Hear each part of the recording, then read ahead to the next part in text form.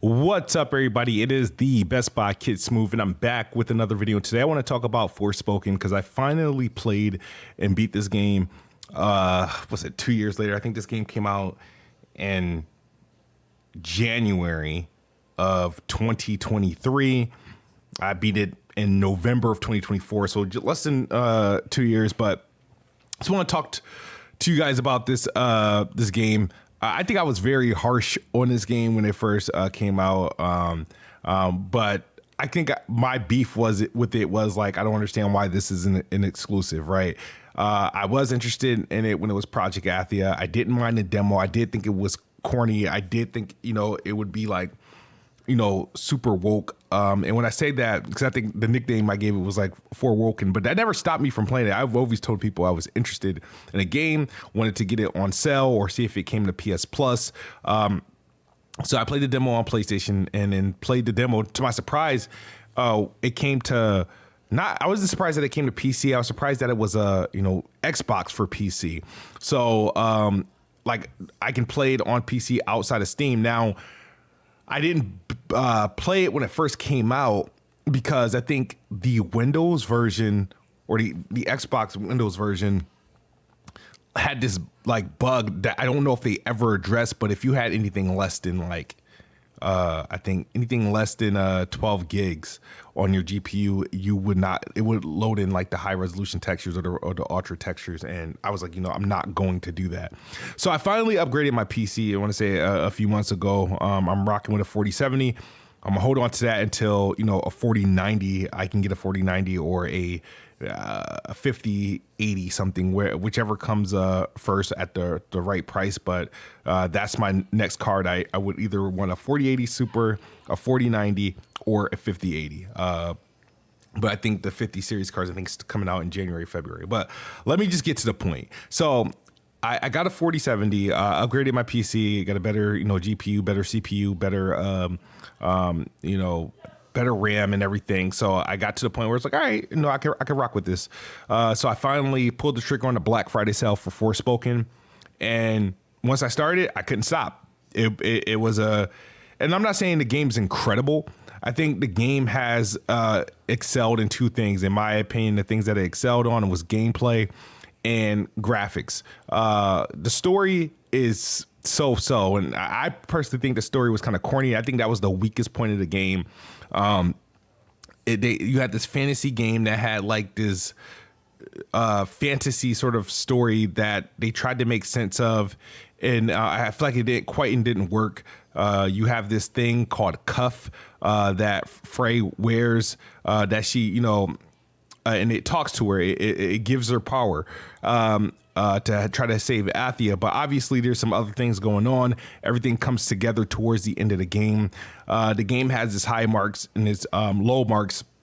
And the story honestly wasn't that interesting to me, to the point where it bogged down and I just felt the urge to just skip some of the dialogue.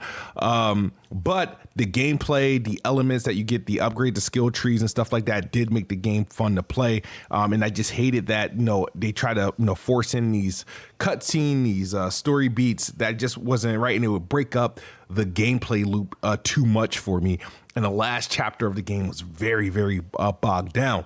But I am happy that I had the opportunity to play it and, earn some Xbox achievements for it. If this game were to properly launch on Xbox like it should, maybe in the next couple months, I definitely, play it again. Maybe hopefully they can bless Game Pass with this. I do think it's worth a playthrough. I'm glad I didn't spend the $70 to play because I think I would have been turned off.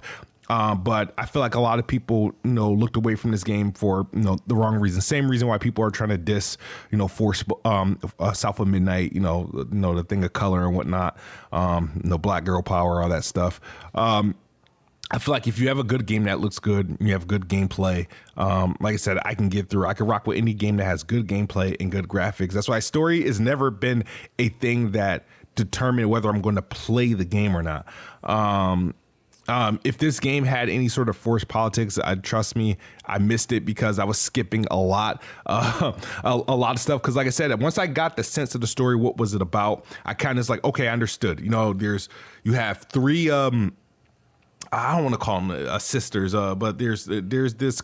I'm gonna call it what it is. I think it's like a cult. These women, these queens or something like that, who are supposed to protect this land. They split off parts to protect different regions, and essentially you go through the game, beating each one. They all each have their own different elemental specialists. You have one that's specializes in fire, one specializes in water, and then there's one that literally controls like reality, essentially, like that. And there's one with like electrical and all that shit. So you beat them all, obviously, and you get all their powers, and they buffer your skill tree. And then you find out, at the end of the game, and I hate to be a spoiler alert, but like you find out pretty much, Frey has always had access to these powers. She just needed to look within. So something corny like that. But once you got the gist of the story, I feel like everything in between was kind of corny. Yes, some tragedy happens. Yes, you have to make a choice. Choice is kind of boneheaded, though, at the end of the game. And but at the end, it is a fine game, a decent game. I thought it was fun. I didn't mind playing through it. There's a lot of collectibles you can get. There's a lot of things you can do in the skill tree. A lot of side stuff you can do. The only thing I do not like about the game that bothered me eventually when I beat the game, and I probably have to. I should have created another save file just before I beat the game.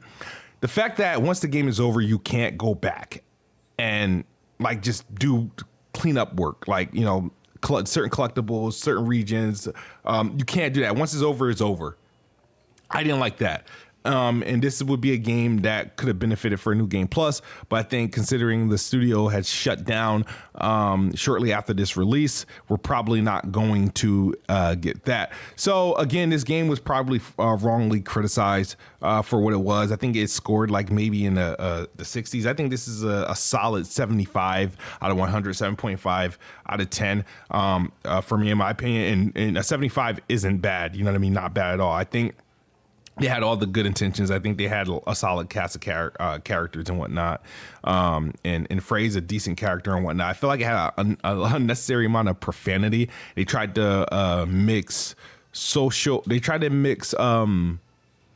kind of like today's world and slang and verbiage with that of fantasy that probably looked like it should have took place, hundreds of years ago. But it just seemed like out of place with you know what I mean? It just seemed out of place. Even Frey herself, her mom's white.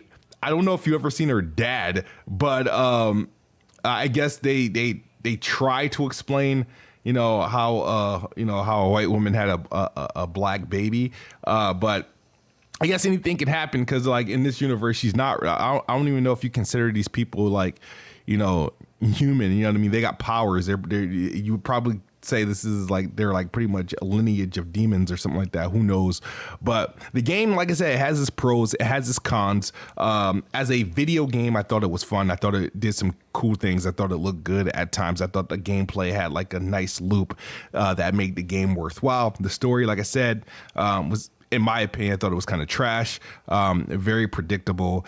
But I'm glad I played it. And if it does ever come to Xbox, I don't know who's going to be responsible for porting it since Luminous is shut down.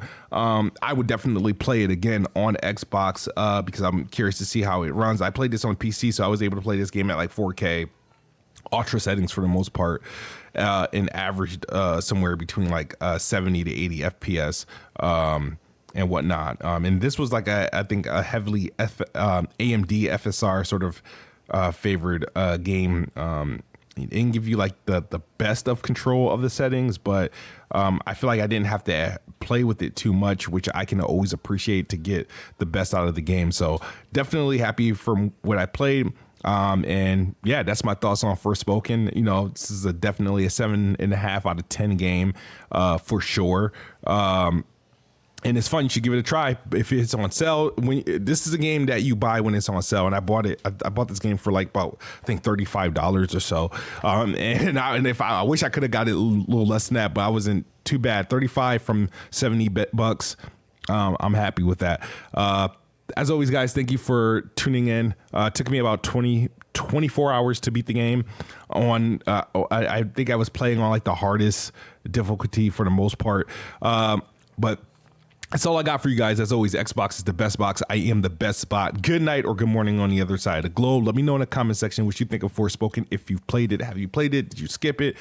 It is available on PlayStation 5 and is also available on PC Steam and the Xbox store on PC. And yes, it is Xbox achievements compatible. You can earn Xbox achievements on this game if you play on this the Windows version or the version from the Xbox store. But it's not on the Xbox console yet. So for some reason, PlayStation went to have a stronghold on this game that didn't do too well. This was one of those stronghold titles that Square Enix kind of supported PlayStation with. Square Enix, there was a stretch between 2020 to 2022 where Square Enix made nothing but PlayStation games and nothing else. All right, guys, that's it for the video. Peace.